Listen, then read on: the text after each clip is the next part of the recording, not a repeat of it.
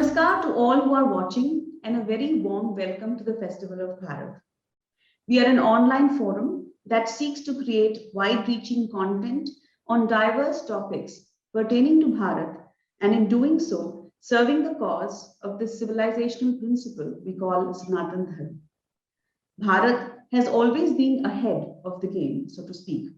The modern day Indians don't get to see that today because of years of indoctrination and falsification of history and manipulation of facts. The result has been that we have a very warped understanding of our own culture. I have with me a senior scholar and academician today who will help us see just how forward thinking the Indian thought and mindset has been, especially with respect to matters related to social and sexual mores of our society. This is important because we've always been pegged down to be orthodox at best or amoral at worst. The truth is far from it. So Bharat Gupt ji is with here today. Dr. Bharat ji is an Indian classicist, theatre theorist, sitar and surbahar player, musicologist, and newspaper columnist. He is a retired professor of English and he taught at the University of Delhi.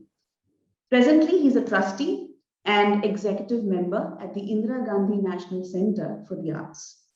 Much of his writing is devoted to classical Indian and classical Greek drama, comparing the similarities and differences and exploring the possibilities of common Indo-European origins. Welcome, Bharatji. I'm so happy to have this opportunity to talk to you. Well, thank you so much, Pujita. I'm very delighted to be with you and with this undertaking that you have done.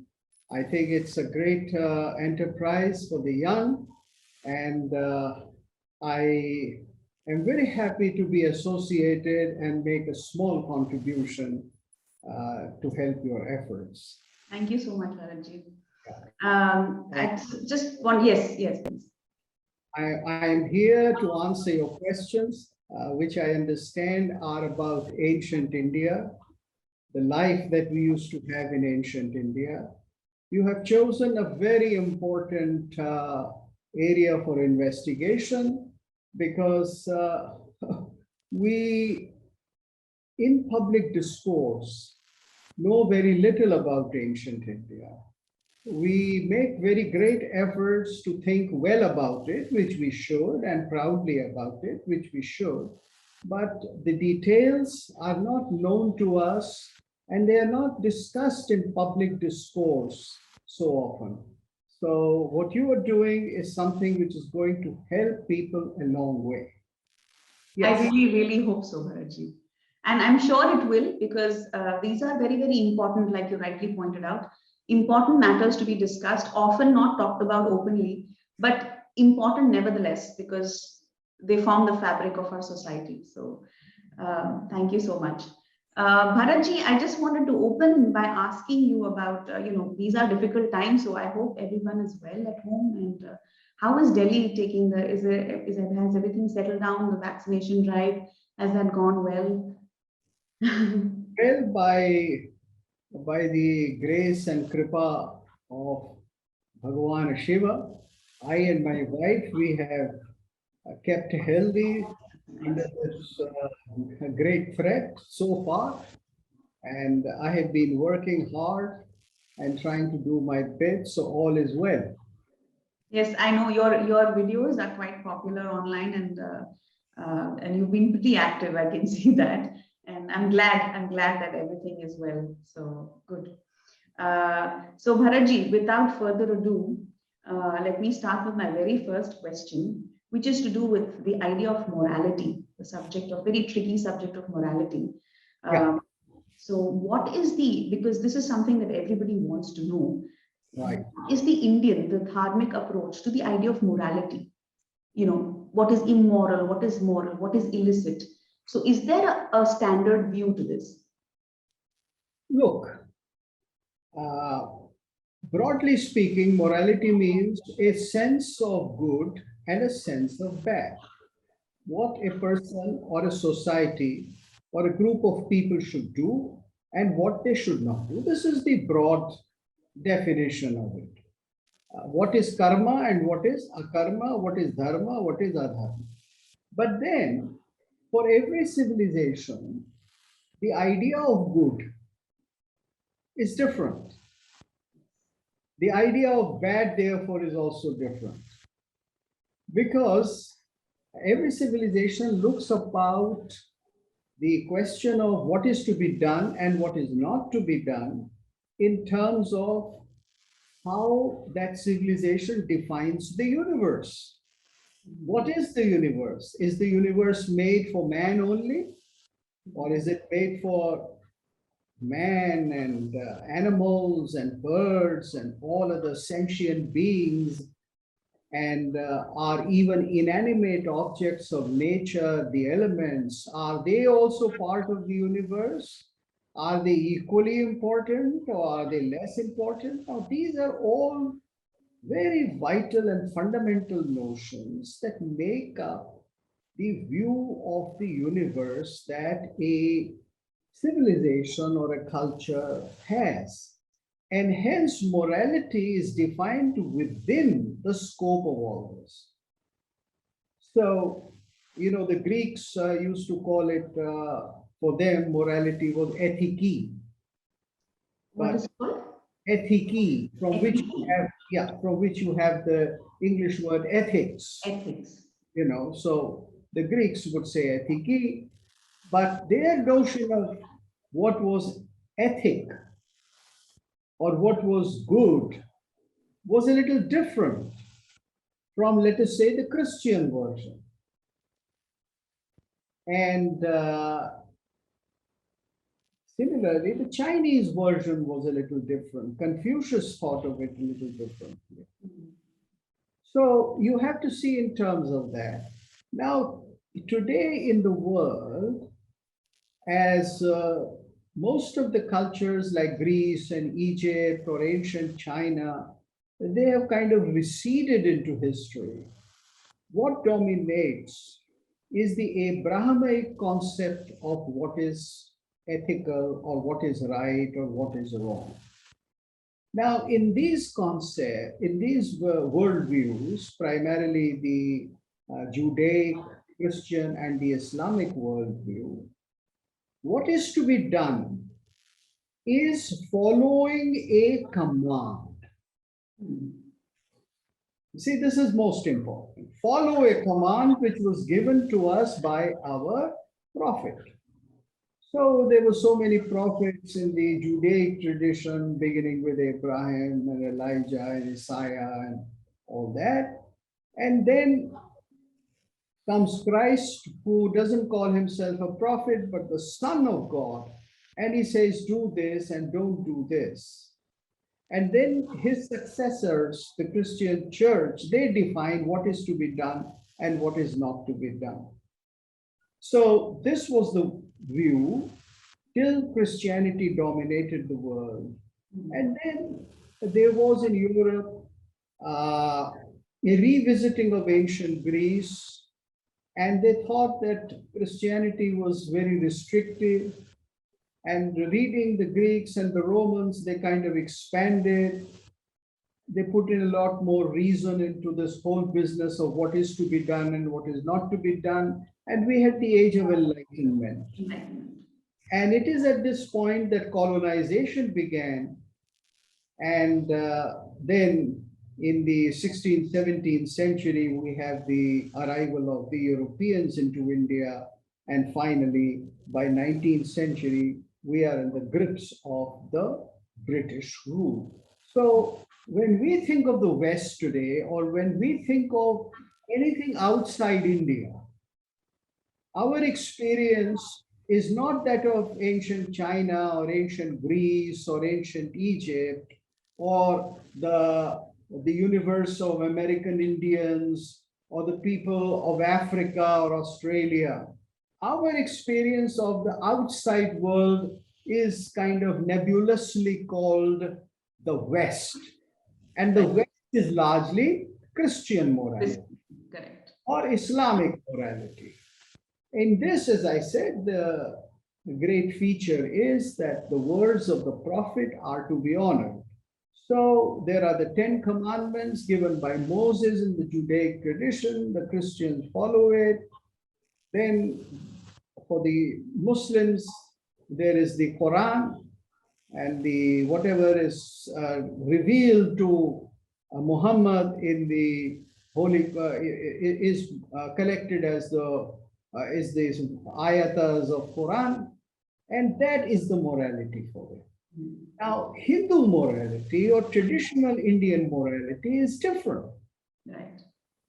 It is a morality based upon what may be called not the command or not what the prophet told you or what was given to you as an injunction, but it is based upon the notion as to what is the right karma at this given moment.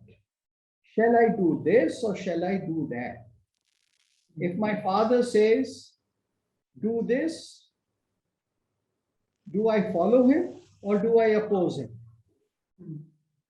It's not that I must always obey my father. Well, there is a general injunction that I should obey my father. But then, when there is a vital conflict of interest or when there are choices, then I have to apply my sense of what is dharma and what is adharma.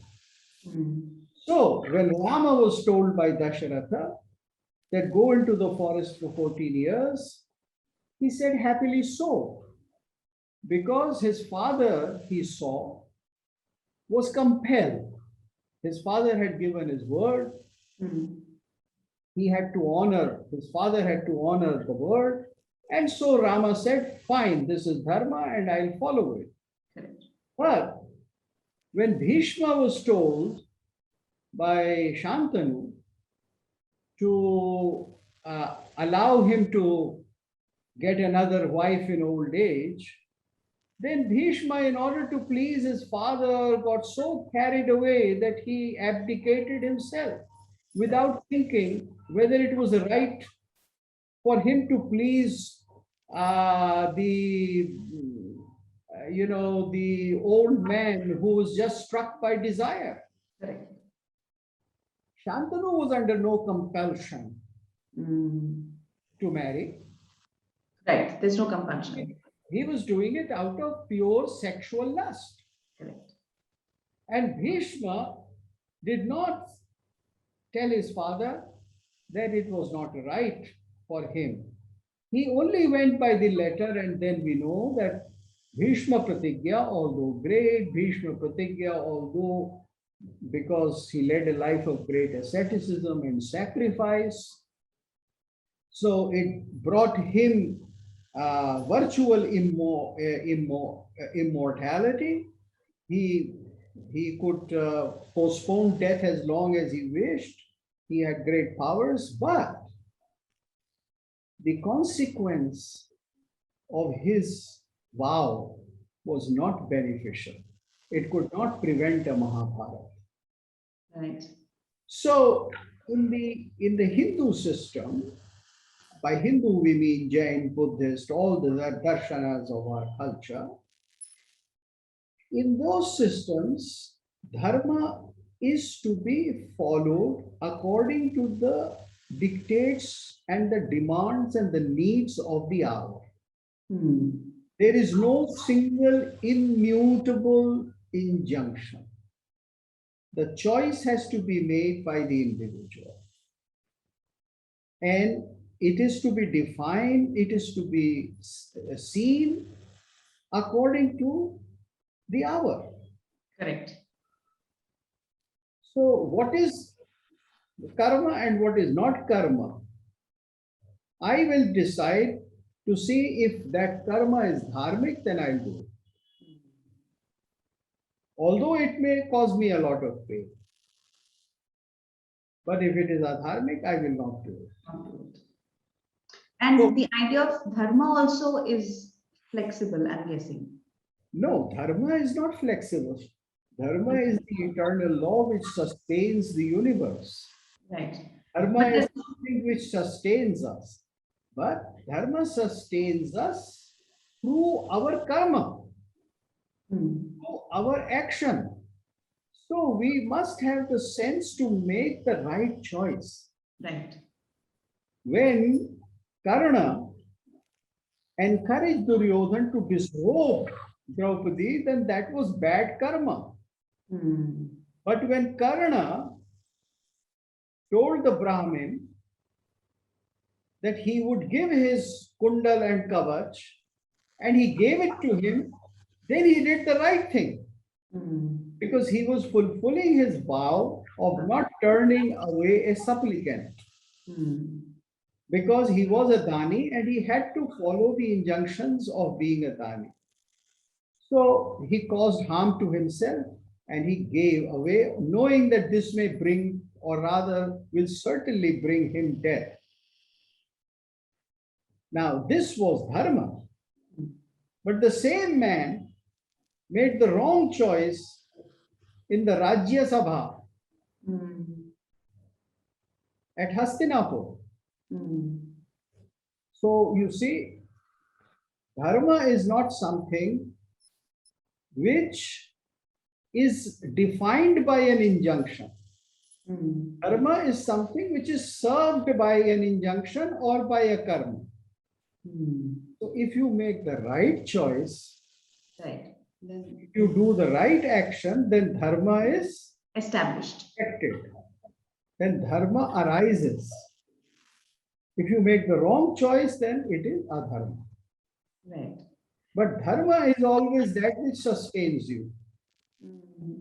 And if we follow Dharma, that is, if we protect Dharma, then Dharma protect us. Dharma rakshati rakshitaha, has been said. Yeah. Right. Right. So the Indian sense of morality is something which rests upon your timely choice. The West has a problem about this. Very often people think, deep scholars in the West think that Indians are very lax and they are very, indecisive, and they can work out shortcuts and they can work out all kinds of excuses to not do a thing. And some scholars like Wendy Doniger always says that a Brahmin can fix something for you. If you are in a difficulty, he'll show you a shortcut. Some other way, yes. So the Westerners, they don't understand, and very often they think that this is a weakness, because they themselves are used to black and white injunctions given by their prophet. Right. For them, that is the sense of morality. Absolutely, yeah. Yeah. There is no initiated action. Yes. There is no analysis of the analysis. Yes. It's very late that you have people like Robert Frost saying that I did not take this road, I took the other road. The road not taken. Not taken, right. So it is at this time that that the West starts thinking in terms of alternatives and in terms of the equal validity of alternatives. Before the 20th century, and this is when the West was fully acquainted with the Indian philosophical systems. So the earlier systems were not at all flexible under the question of the Islamic milieu. Unfortunately, Islam still lives in a very deep orthodoxy. This is very pertinent, Bharatji, since you mentioned the orthodoxy in Islam. What is your view of what's happening right now in Afghanistan? Where do you think it's going to go with the Sharia law? Well, it's not the topic of the day, so I'll briefly say that I am afraid that the coming few years would witness some very big tragedy. Right. Yeah. So, since we talked about morality and we talked about the Indian perception and the Indian view of morality, it is but natural that we talk about something that is even more contentious, and that is the the topic of karma, or what people construe or misconstrue as erotica, or so could you throw some light on what karma really means? And in continuation, since you are an expert, you have an expertise on the Kama Sutra, dispel some notions that people have about Kama Sutra being a book of pornography, especially Islamic and Christian view of the book being nothing but pulp fiction. Yes, they think of Kama Sutra as uh, gymnastics for sexual, Correct. gymnastics for sexual intercourse. Now, that of course is a very limited view of looking at just one chapter of the Kama Shastra, just a very, very physical thing, and extremely small portion. It's only one chapter. Only one chapter and small portion. And Kama Sutra is about sexual life, but in India, sexuality or sexual life or sex, or what now the West calls sex, and what the ancient Greeks used to call eros, love, eros, which was the physical as well as the mental as well as the spiritual desire. So the idea of karma is very profound.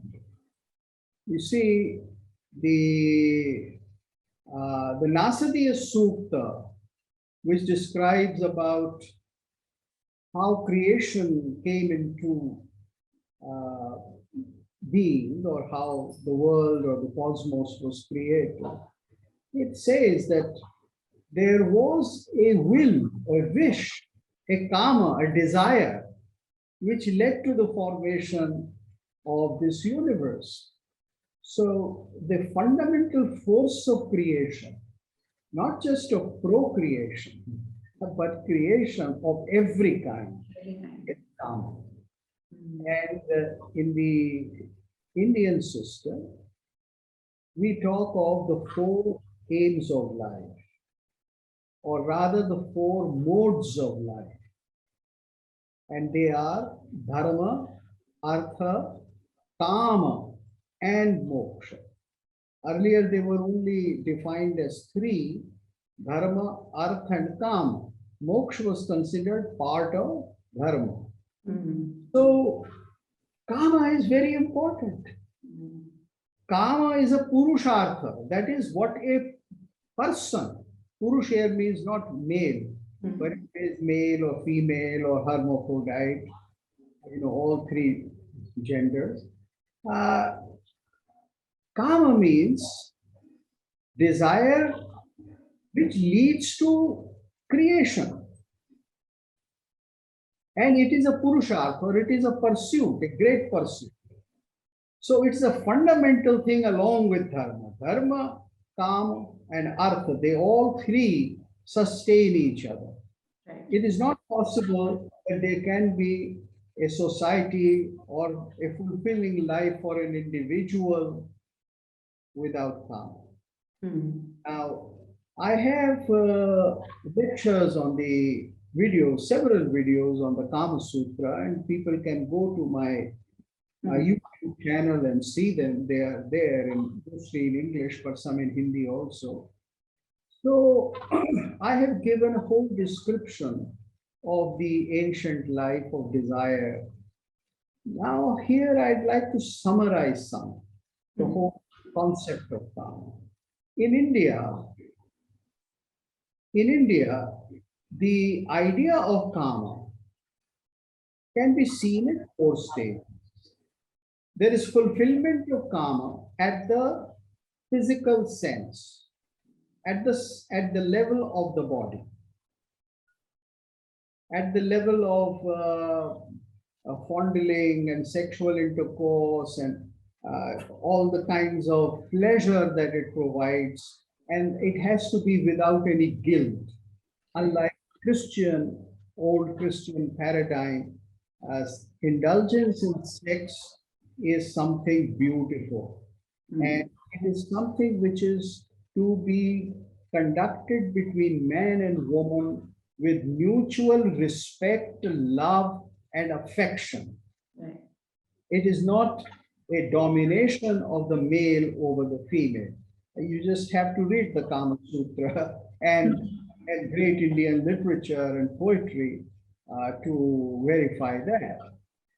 So that is one aspect. Then the second aspect of Kama is to have a sexual relationship in the form of marriage, which is for the sake of making a social unit of family, where you have to procreate, where you have to raise children, where you have to make able citizens, where you have to do things in which skills and sciences and arts are passed over to the next generation.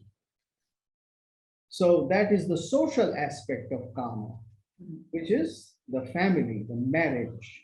The purpose of marriage is not individual satisfaction or meeting of two minds or two bodies, as has been the romantic ideal since Romanticism came into being in the 17th century in Europe, Shelley and all this. Yes. So that is the second. Now the third is Kama or desire or sexuality as associated with arts. Shringar.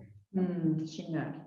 So it is associated with poetry, with dance, with music, with all kinds of natya and art, and also with sexual relationship outside marriage with a courtesan or with a lover within certain defined social norms which were observed in ancient India, but about which we have no idea today and which are not part of our morality. So this was the third level of association of Kama or sexual desire or eros with aesthetics, with rasa, with beauty. And then there is the fourth level, which is that Kama is the strongest of desires in the form of rati or desire or longing. And this longing then goes beyond the longing for a sexual partner or a human partner, and it seeks the divine as a partner.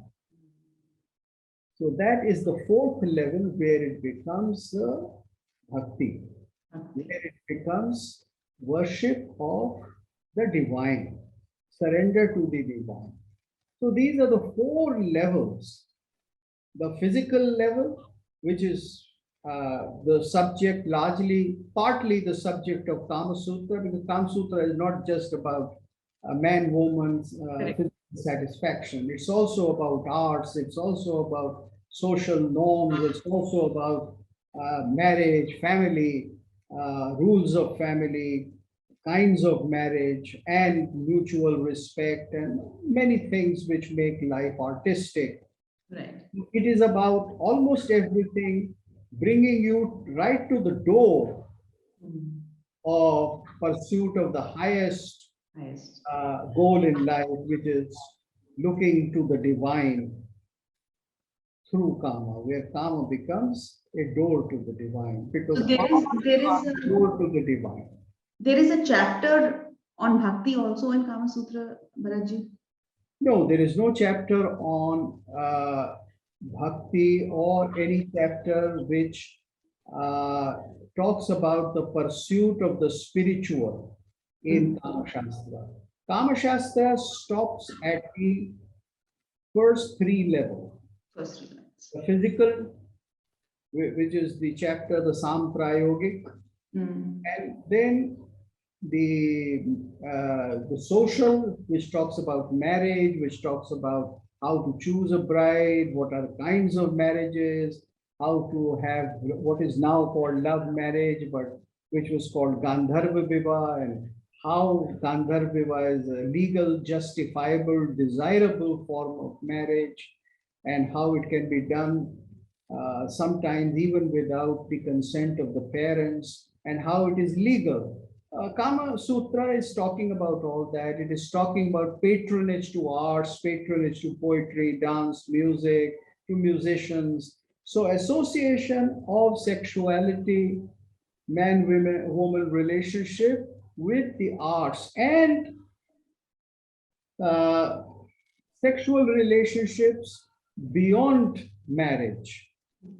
That is relationship with the courtesan, because there was the whole institute of the courtesan in which men could go and have a sexual relationship with the courtesan, who was not there to provide only physical satisfaction, but aesthetic satisfaction.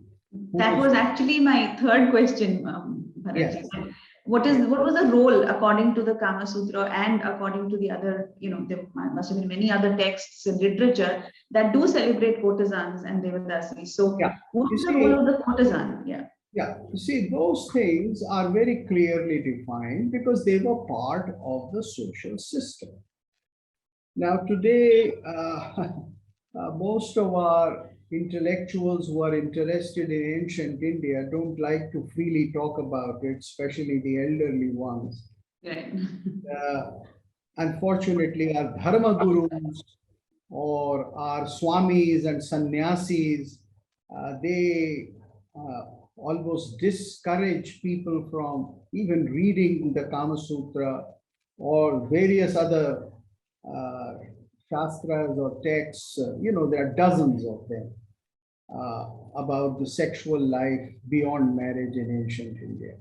Now, in ancient India, the institute of the courtesan, that is a woman who would provide you sexual pleasure living in her own place. She had her own house, her establishment, which was a social institution, which was recognized and protected by the state, because she paid taxes to the king for protection and for medical assistance to keep healthy. This was part of the ancient Indian system, where a man, obviously a man who could afford it, would go and would have physical satisfaction, but much more than that, the house of the courtesan was a great place for dance, music, poetry, philosophical discussions, for creative activity. And people went there to savor these things, to enjoy these things. So there were goshtis, or there were gatherings of learned people at such places. So a Veshmagraha, as it was called, Veshmagriha, or a Veshyagraha, was not just for what we see today or what we think of as a one-night stand, or just as something for quick physical relief. This was very different. And it was not only in India, it was so in China, Japan, Greece, many other cultures. And in the ancient world, it was there. It was frowned upon by the Judaic people, by the Jews, who, as I said, had a very distorted approach towards sex, who thought of sex as something sinful, as is quite clear in the very first chapter of the Holy Bible, the Genesis, that when Adam and Eve disobeyed God and tasted the apple, then it is the result of the apple that they got sexually aroused and they indulged in sex. So sexuality is immoral. The very act of sexuality is not part of the scheme of God, but it is a transgression. It is an act of disobedience. Right. Disobedience is. So it's not something good. So the Judaics had this attitude.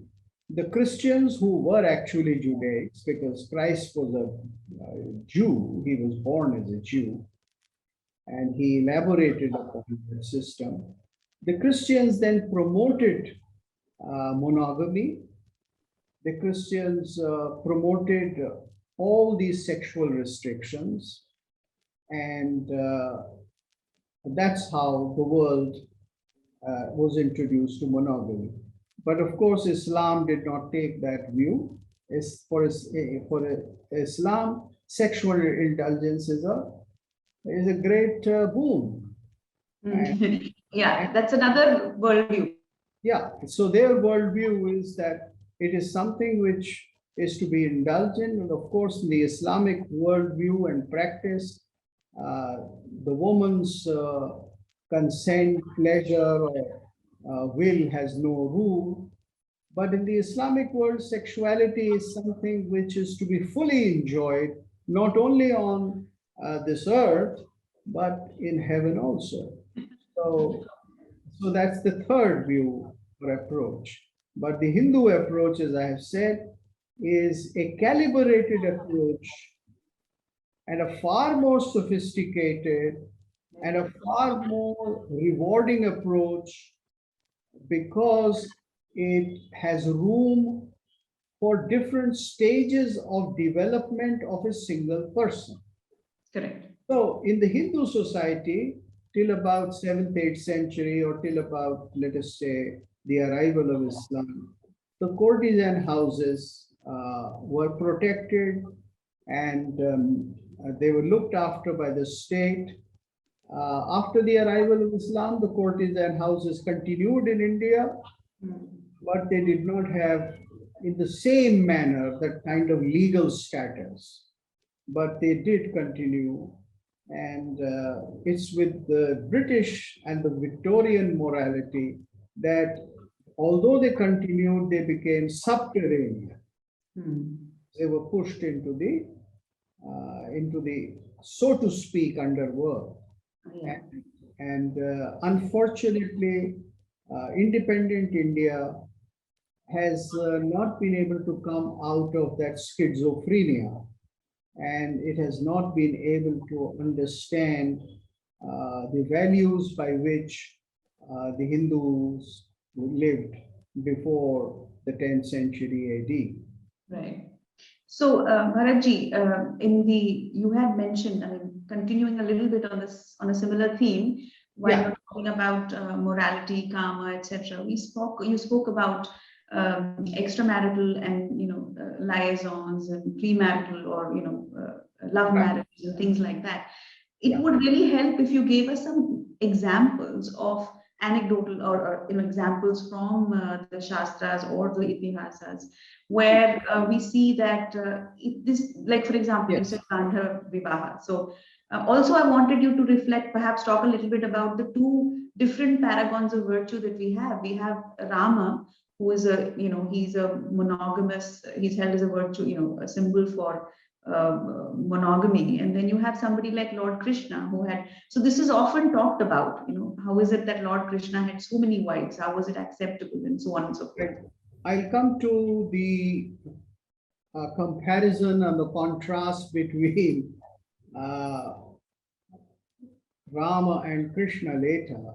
But let me first give you very briefly the different kinds of legal marriages that were practiced in ancient India.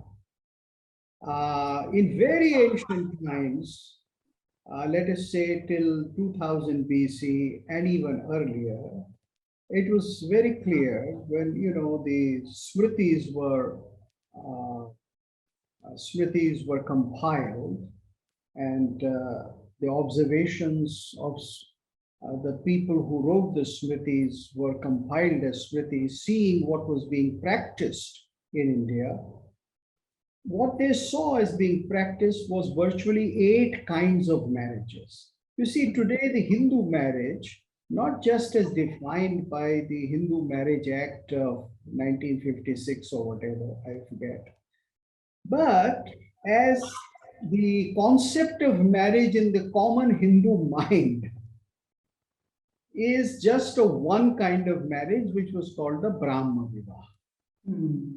But it was not the only way. There were 8 kinds of vivahs. There was this Brahma Vivah, in which two families decide to let a young man and woman enter the vows of marriage. And there is the ritual of Kanyadan, which means that the daughter is formally gifted or given. Dan is not as shedding an old shirt. Dan is giving something very precious and deep. You know, many reformists, particularly reformists in the BJP today, they have a very poor notion of Dan. And I think Kanyadan is something to be dispensed with. Now, this is very wrong notion. So there was Kanyadan. Then the second kind of marriage was what was called Deva Vivaha, or in which when you performed a great sacrifice or a yajna, then you could give your daughter in marriage with Kanyadan formally and mantras and everything to the head priest or the Ritvik who did the marriage. Ritvik, right. There was the third kind of marriage in which a disciple would come and request his guru and say that I ask the hand of your daughter, and he would bring a gift of a pair of cows, and in a very simple ceremony, he would be given the daughter. So this was the third. Then there was a fourth in which the teacher or the learned Brahmin or anybody else would normally say that, okay, take my daughter and marry because I have given you education, I have taught you. So you look after her, make her your wife and raise progeny and follow the teachings that I have given you all these years. Then there was what was called the Asur Viva. So this fourth was called the Prajapatya. Prajapatya, okay. Yeah. And the fifth was Asu, in which you gave a certain amount of money to the girl's father, bride price. But again, there was Kanyadan.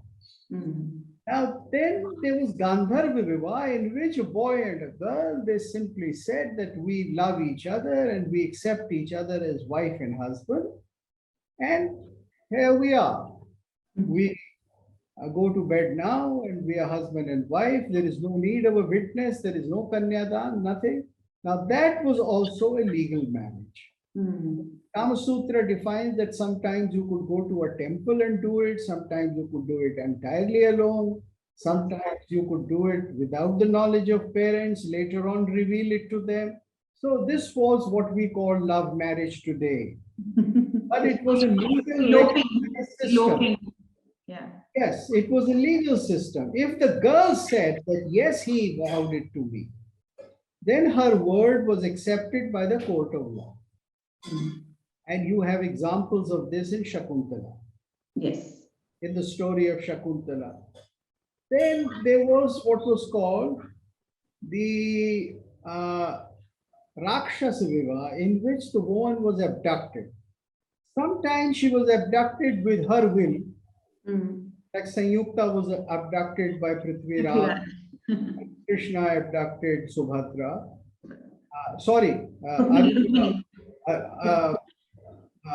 Arjuna, Subhadra and Rukmini. With consent. And then there was finally a very low form of legally marriage, but entirely condemned form, in which the woman was seduced and drugged and then violated. But later on, if the families agreed, there was a marriage. So the Shastrakaras and the whole system, they say that the first four are the best. Asur, in which the price is offered, is not so good, but then it was done. And Gandharv is something which is a concession to human nature. And the seventh and the eighth form, they condemned it. They said it should not be done because it is against the wishes of the families. And they are acts of violence. So because there is violence in the Vivaha, Pishacha Vivaha, and in the Rakshas Vivaha, so they are condemned. But Gandharv Vivaha is something which is tolerated, accepted. There are so many examples. Now, why is it that there were so many courts? It was because in ancient India, you asked me about morality. In ancient India, there were certain norms which were kind of all Indian norms, which was called Shastra Achar, conduct according to Shastra. Then there were all over India certain customary laws which were called Lok Achar or Lokachar. So Lok means what is happening in certain regions and certain areas. And they were also considered as legal, valid. So the marriage of Draupadi to 5 brothers was a Lok Achar. Most of us we don't even know the basics about it. It is still practiced in Himachal in certain villages. Yes. So there were all these variations in different parts of India, and the high and the mighty, they thought that they were as valid as what is written in Yagyavalkya, Manu, Parashar, or any other Smriti. So the idea of marriage was flexible in this sense, not that you could do anything, but that you were given many more options. And these things have prevailed. For instance, the Guru giving away his daughter in marriage to a disciple was very recent, like Pandit Ravi Shankar marrying the daughter of his Guru Alauddin Khan. So that was it was according to a Hindu tradition. So it's a Prajapatya Vivaha, if you want to call it that way. Now they had certain social functions between certain sections of society. For instance, the kings would be giving daughters to certain priestly classes of Brahmins, and these daughters would be going into Gurukuls then. And hence, there would be a close, permanent relationship between the royal home and the universities or these education centers. So this was according to the older system, in which the kings would consider that their daughter marrying what? Is a virtue. I don't know how glamorous it is for a member of parliament today to give his daughter to a professor or a lecturer. I don't think he'll think very highly of it. He'll be very happy about it. So on this count, India has declined. So this brings me to another related question, Bharatji, is, what about intercaste? Like with this whole idea about, in India today, there is such a rigidity with respect to marriages, especially between intercaste marriages have, raised a lot of flack in the society, even today. So what was the system like? I mean, like you just gave us an example of how Kshatriyas, the daughters were given in, their hands were given in marriage to the sons of, rishis and so on and so forth. So clearly there was an instance, or there was a prevalence of intercaste marriages in those days. So can you probably talk a little bit more about that? Because I think it's very relevant given how things have shaped up in our society today. Look, there were rules. in what is now, what you now call intercaste marriage, or marriage between Varnas. And the rule was simple, that a woman of the lower Varna could be married by a man, but a woman of the higher Varna, higher to his Varna, could not be married. So this was the rule, and according to this, Kshatriya girls could marry saints and Brahmins. Now, most people would think that this is something which is Brahminical, supremacist, patriarchal. but most of the people who are so, gung ho on criticism of Brahminism, they don't realize that a Kshatriya daughter, well fed and well cultured and well looked after, she goes into an ascetic's place. She goes into a Brahmin and lives there in a gurukul. So going into a gurukul at that time was not moving into the luxury house of the vice chancellor. It was going into a hut. So that was the truth of it. And as a matter of fact, nobody wanted that his daughter should marry a Brahmin. I have hardly come across any instances where people would say, aha, let me upgrade my family connections by giving my daughter to a Brahmin.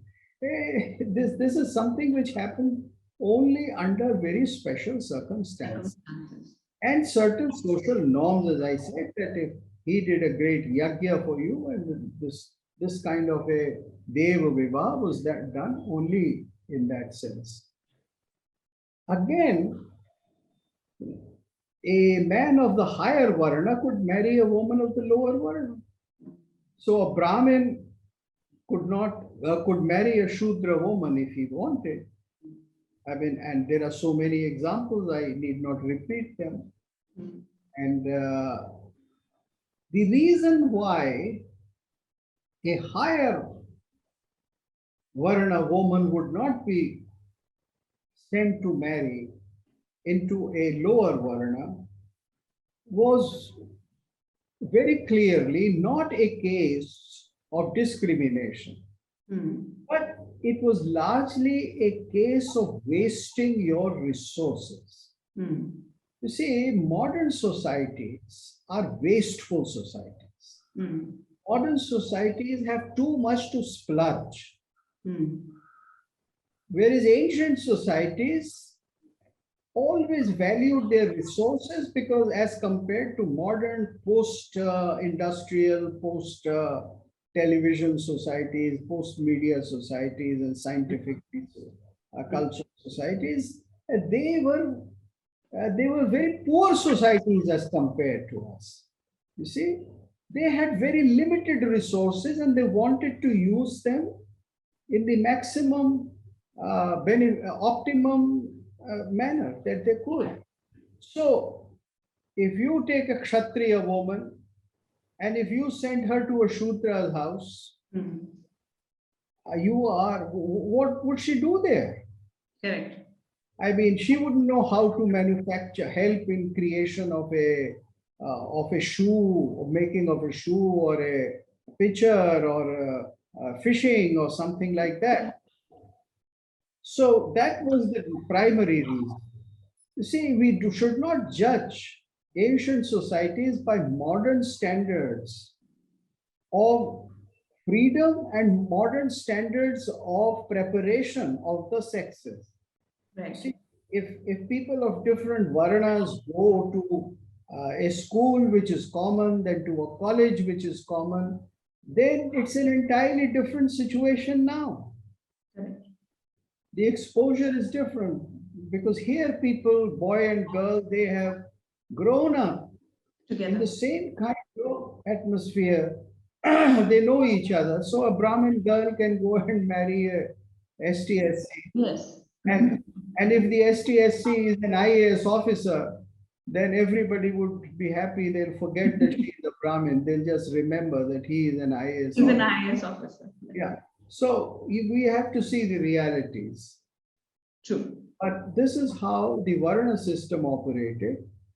Everybody was not famished, poor among the Shudras. You see, we have this whole notion that the Shudras were all Chandalas, that they were all untouchables, that they all lived outside the precincts of the town, that they were all constantly spat upon. Stigmatized. Yeah, this is just nothing but a complete atrocity literature, Yes. which has been generated post Christian efforts at proselytization in India, and it is still being generated in a very sophisticated manner by departments of Indology in the world, Yes. where they have this kind of bias. The ancient societies, the Shudras were very prosperous. Bulk of them were prosperous because they manufactured things, they supplied things, they sold things. Of course, there was a hierarchy. Of course, there was a sense of high and low. But modern societies are worse in that. Modern societies talk more of equality and practice more of inequality. Very true. Yeah. So again, tagging on to what you just spoke of, another very contentious topic is that of homosexuality. And again, a taboo subject, something that is especially taboo in, you wouldn't think it that way, but especially in Christian Western societies where homosexuality is still a problem, so much so that there are places or states or regions, especially in a country like America, for example, where it is illegal. So what was the Indian view? What was the Bharatiya view? And could you speak about that a little bit? Let me tell you that the Indian Shastras, the Indian texts, sociological texts, if you want to call them, they recognize that nature created man, the male, created female, and it created the third gender. And there is a proper technical word for it, Tritiya Prakritihi. Wow. It is Kama Sutra which defines it. And it says that Tritiya Prakritihi, the third gender, is of two kinds.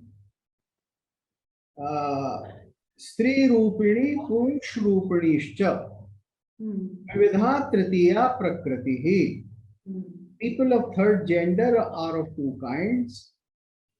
Some who have more of a male tendency and some who have more of a female tendency.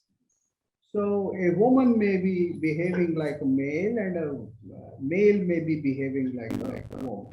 And that is the third gender. They thought this was God created. It was not a perversion. It was not a consequence of any kukarma, bad karma done in the past age, past birth. Okay. Yeah, it's not very clear, although there are myths about how it happened, but that was more in terms of accident, more in terms of tragedy, rather than some kind of immorality. Right. If you go into that, this is what was accepted. But it is also true that certain professions were reserved for them, which were not very highly elevated professions. But they had all kinds of professions reserved for them. For most of them, they were professions related to the house of the courtesan, and they were sort of pushed into, or they, by their very sociological arrangement, they were largely sex workers. Okay. People of the third gender would be sex workers, they would be entertainers, there would be dancers and actors and actresses and that kind. They would go into the performing arts, and they would also work at the courtesan houses. And of course, some would stay at home and continue to live in their families, and they would behave as if they did not have this problem, but it was not a hidden problem. It was an acknowledged problem. And there were all kinds of studies about them, and different texts. They define the kind of third gender, the different kinds of third gender. And there are different names for it, like Kleba and Shanda and Shikanda and like Shikhandi, etc. And they would define as to why this has happened. Why is somebody impotent or is somebody not impotent? All the various drawbacks, if you would like to call them, or you would say different varieties of what was their physical nature, was acknowledged. And then under law, they were protected. They could not be abused. They could not be ridiculed. That I didn't know. Tortured, and if it was done, then there was punishment, as there would be punishment for transgressing, violating another normal person. So this was the situation in ancient India. It continued pretty much in the Islamic societies. Islamic societies have always used the third gender in a very, very useful manner. And you had, I think, Malik Kafur, was he? Who was a... Not only Malik Kafur, they had a whole system in which people were forcibly castrated. Castrated, yes. And then they were made into fierce fighters. Fighters, right. Their whole sexual energy and their prowess was geared to war, and that was one of the customs of the Islamic empires, which they used all the time. And they made them into assassins, and they made them into warriors. Oh, that would be forced, Bharatji. That would have been forced.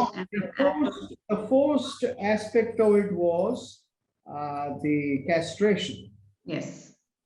But then nurturing them into fierce fighter was something which was not, it was forced in the sense that they were pushed into this life, certainly forced into this life, but it was very often a highly respected profession.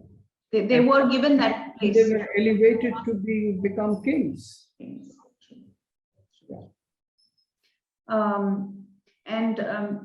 This brings me to another area of a controversial area again. Not controversial so much as much talked about, and has been, the center of many debates, etc., is that of feminism, gender equality, and things of that nature, Bharatji. Especially in India, this is gaining momentum, and there is a general perception, especially in the world outside of India, that Indian women are always treated, or have a secondary position, or that they're subjugated, or they don't have the freedom or liberty. And I personally experienced that with a lot of people in the West, even today, have clung to those notions. So it would really help if you talked about. Yes, I always ask my Western friends, and I don't mean it as an affront. Right. Why is it that with all these notions of equality, gender equality, there is a virtual disappearance of family in Europe and America? And no matter what you say, disappearance or weakening of the family has very severely damaged European and American society. It is creating immense psychological problems, and nobody can deny that.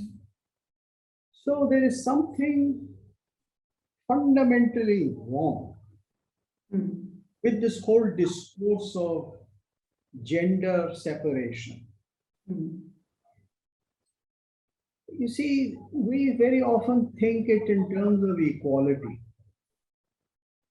Now, first of all, the notion of equality, as it came to be propagated from the time of Rousseau, equality, fraternity,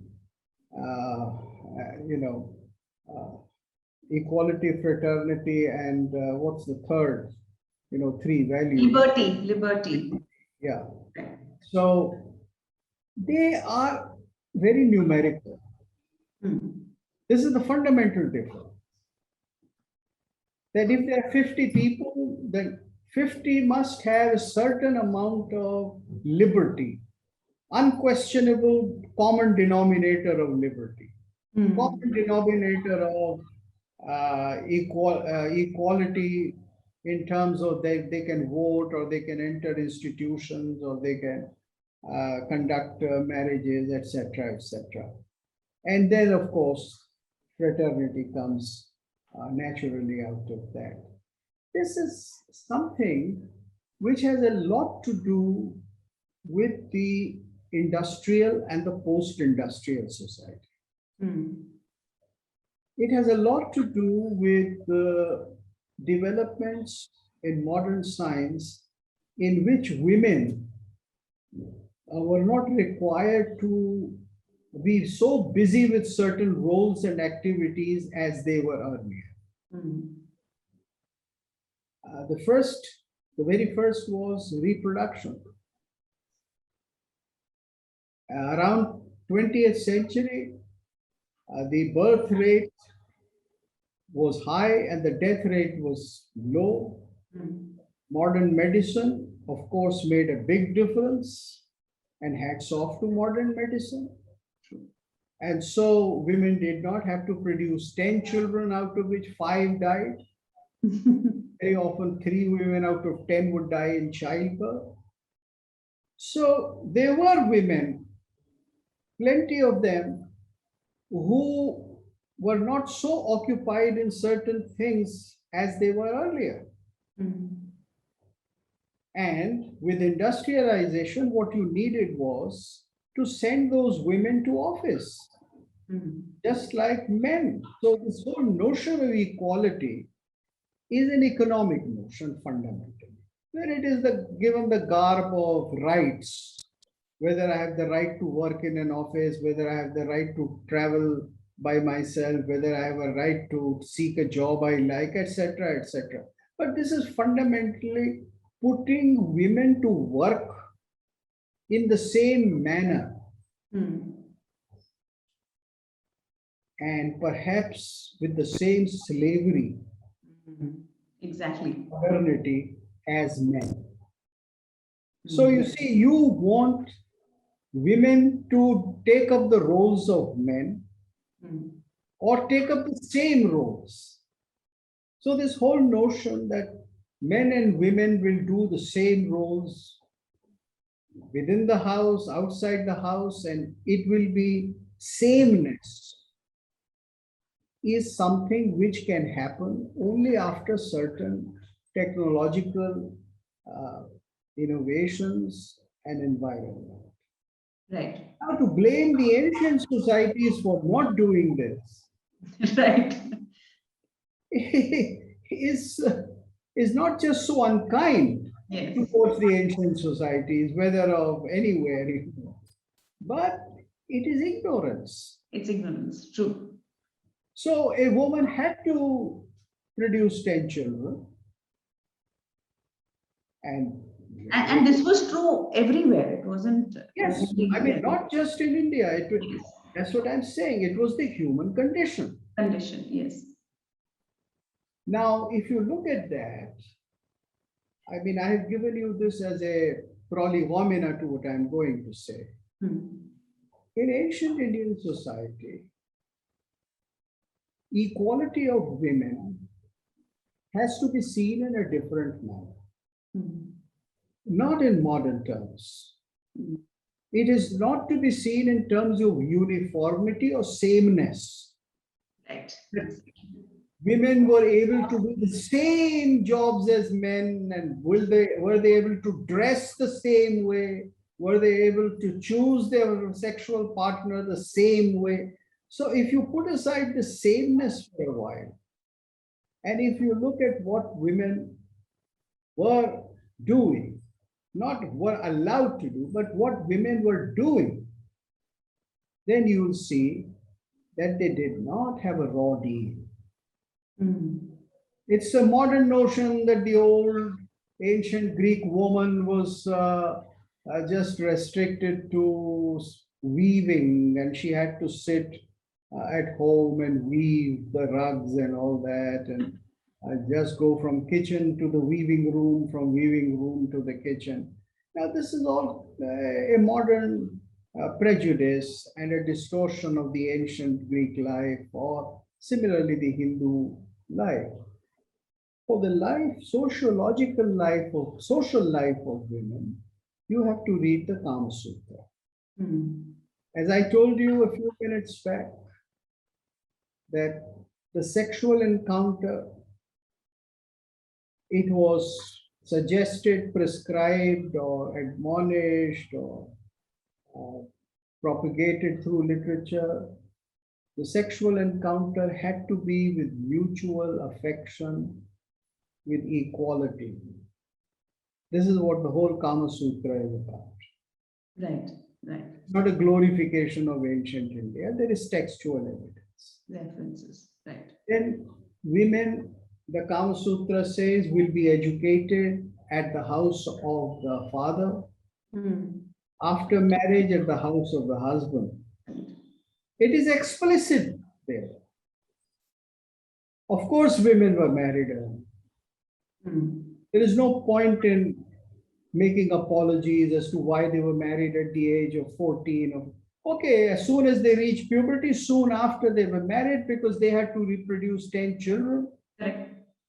And if they were to be married at the age of 30 today, as they are, then they'll have only 2 children with medical help. True. So the ancient societies, they looked at it this way. So as I was telling you, the freedom of women consisted in fulfilling themselves as educated women. And the Kama Sutra makes it very clear. Very clear, right. Now, the Kama Sutra also gives you a detailed account of what they were to be taught. And they were to be taught by private tuition and by certain other means. And it is not vague that, yes, they were taught. No, they were taught 64 arts. And these 64 arts are not just some petty small skills like making garlands or designs or weaving the carpet or something. They were very sophisticated knowledge systems, like philosophy, like study of arts, like study of dance, poetry, music. So they were what you would call today, by all means, what you would call as higher education. Bharatji, was this only for the courtesans, though? This is something I want to. This is not for the courtesan. Okay. This is for the average woman. Oh. Now, obviously, in any society, a woman of low means or a woman of poor status will not go for any education. She would be compelled to just, scrounge for a living. So we are talking here of, let us say, the middle class and upwards. India was always a middle class society. Mm. It was not like ancient Egypt or Greece or China, where you had only the rulers and the ruled. Mm. It was not like Europe, where you had the royalty and the serfs. The bulk of the people in India were middle class. Right. They were Vaishyas and Shudras, prosperous. Mm. And even the Shudra women would learn their arts related to their profession, related to their jati at home. Mm. And women of Vaishya, women of Kshatriyas and Brahmins would go for all these higher systems of education and arts. The Kama Sutra narrates the 64 kalas, the 64 arts. Mm. And they were practiced because you have evidence of it. After all, how did Indian society become such a productive society in the field of arts? Can you tell me a country which produced as much art as India did? I sometimes offend my Western friends, and more so some of those Indians who live in the West or teach in the West, by saying that India produced more art than any other culture. But this is a simple fact. This is a fact. You see, our whole system emphasized on patronizing the art.